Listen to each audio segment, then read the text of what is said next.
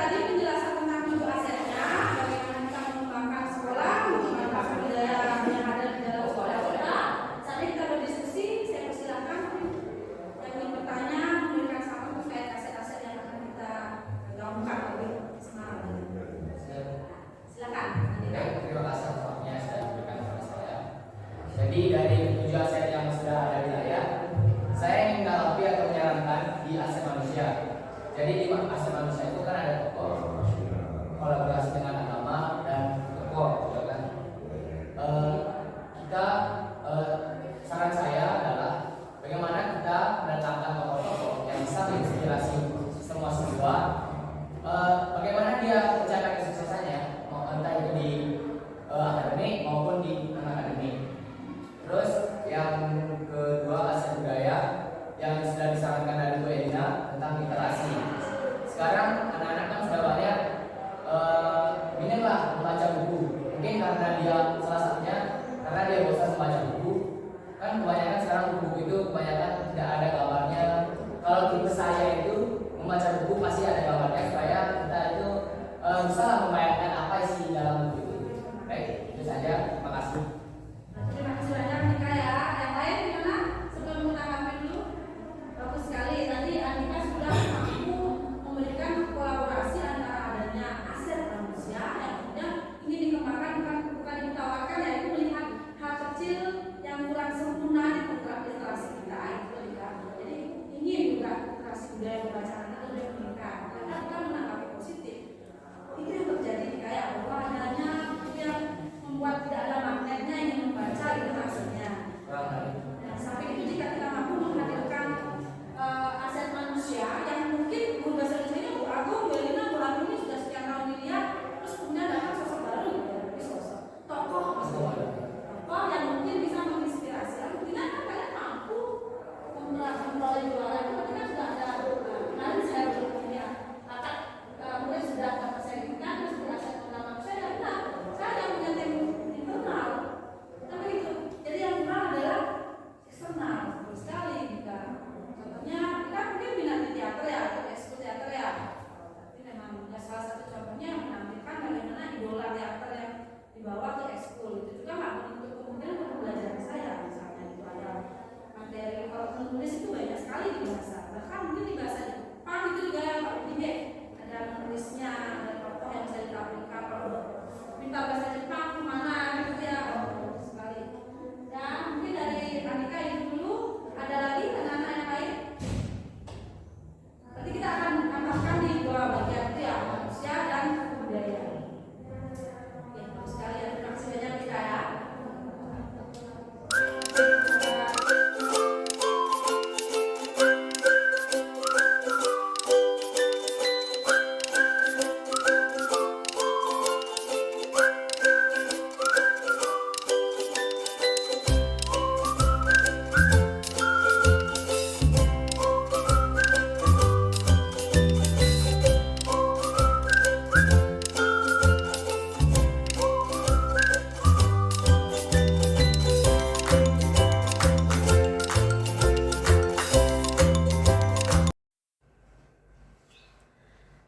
Terima kasih. Pada kesempatan kali ini saya akan menyampaikan refleksi aksi nyata saya di modul 3.3 yang mana adalah dengan model refleksi 4F.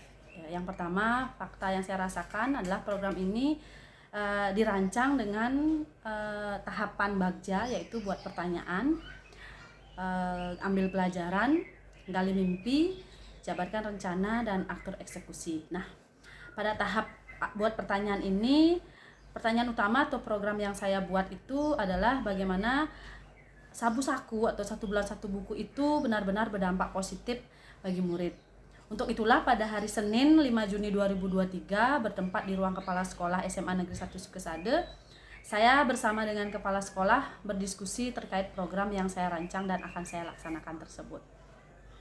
Saya sangat bersyukur karena beliau sangat mendukung dan antusias sekali membantu, dan Bapak Kepala Sekolah juga menyarankan agar saya berdiskusi dengan rekan guru untuk menambah referensi dan berbagai pengalaman terkait dengan rancangan program yang akan dibuat bersama murid tersebut. Selain itu, Saya juga meminta izin kepada Bapak Kepala Sekolah untuk melaksanakan diskusi dengan melibatkan kepala sekolah, guru, staf pegawai, perwakilan murid, dan orang tua murid. Nah, untuk mendiskusikan pemetaan aset yang dapat mendukung program yang akan saya rancang. Setelah saya berdiskusi dengan kepala sekolah, kemudian saya juga berdiskusi dengan rekan guru, staf, orang tua, dan perwakilan murid itu diserta didampingi oleh kepala sekolah yang diagendakan besoknya atau pada tanggal 6 Juni 2023 untuk mengagendakan diskusi terkait pemetaan aset tersebut, aset apa saja yang akan mendukung program yang akan saya rancang. Nah, peserta diskusi saya harapkan nanti bisa antusias memetakan 7 modal aset yang nantinya dibutuhkan dalam mendukung program-program tersebut. Nah, selain itu peserta diskusi juga semoga bisa mendukung dan bisa membantu menyempurnakan rancangan program-program terkait budaya literasi yang berupa kegiatan 1 bulan 1 buku yang saya berikan nama yaitu Sabu Saku. Perasaan saya saat melakukan aksi nyata pada tahap buat pertanyaan ini adalah saya merasa sangat senang, bersyukur, dan juga merasa sangat didukung lewat diskusi kepala sekolah tersebut dan mendapatkan respon yang positif serta dukungan terkait rencana program yang saya rancang. Dan pada garis besarnya juga dukungan yang datang ini membuat mereka tim ataupun rekan-rekan siap membantu dan terlibat di dalamnya. Saya juga merasa sangat bersemangat karena murid-murid mau untuk berdiskusi dengan memberikan suaranya, memberikan pilihan mereka, dan memiliki kepemilikan mereka terhadap program ini. Nah, semoga pelaksanaannya sesuai dengan apa yang akan saya harapkan dan apa yang kami harapkan secara bersama. Kemudian yang ketiga, pembelajaran kali ini itu saya mendapatkan pembelajaran yang dari aksi nyata ini bahwa di bagian buat pertanyaan ini saya harus mementingkan pentingnya koordinasi, kolaborasi baik dengan kepala sekolah, guru, staf, murid, dan juga pengawas. Dalam merancang program ini, saya harus bisa menjalin komunikasi yang baik dengan kepala sekolah sebagai pimpinan saya dan kemudian rekan kerja sebagai mitra kerja agar program kita atau program saya ini terencanakan dan mendapat dukungan serta berjalan sesuai dengan harapan.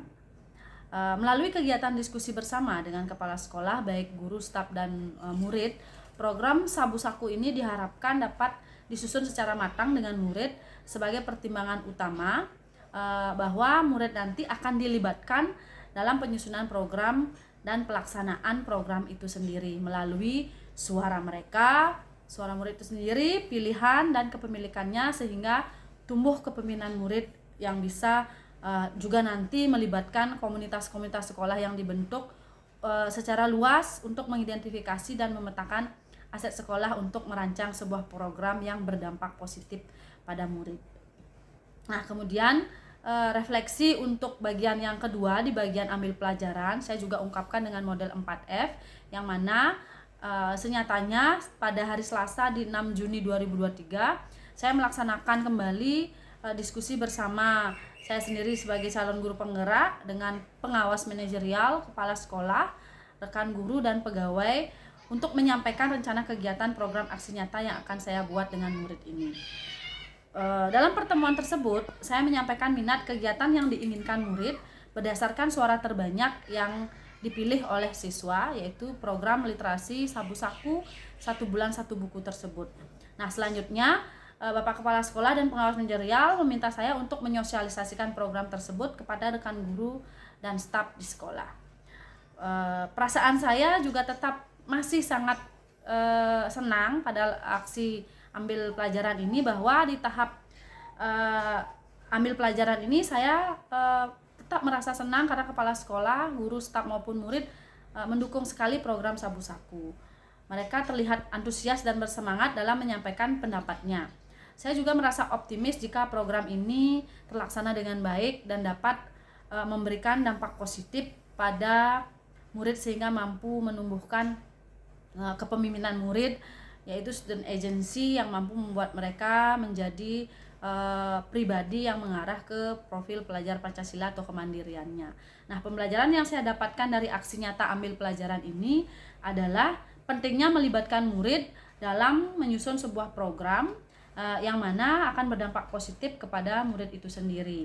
Nah, murid yang dilibatkan melalui suara, pilihan, dan kepemilikannya ini nantinya akan bisa membuat mereka lebih pintar lagi berkoordinasi, berkolaborasi, baik dengan warga sekolah, guru, staf, dan juga orang-orang yang terlibat dalam sebuah program Sabu Saku ini, dan nantinya akan berdampak positif juga pada proses pembelajaran mereka.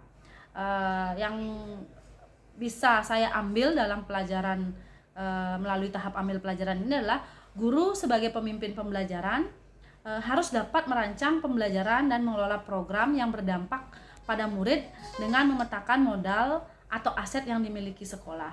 Di samping itu, guru juga harus bisa melibatkan warga sekolah, baik itu kepala sekolah, guru, staf murid, staf dan murid-murid maksudnya, dan orang tua murid yang bisa mendukung pelaksanaan program bersama untuk mengevaluasi serta merefleksi pelaksanaan program sehingga program Sabu Saku ini dapat terwujud dengan baik dan bisa membentuk yang dari saya sebutkan, kepemimpinan murid, karakter profil pelajar Pancasilanya, sehingga apa yang kita harapkan bersama menjadi sebuah kebaikan dapat tercapai.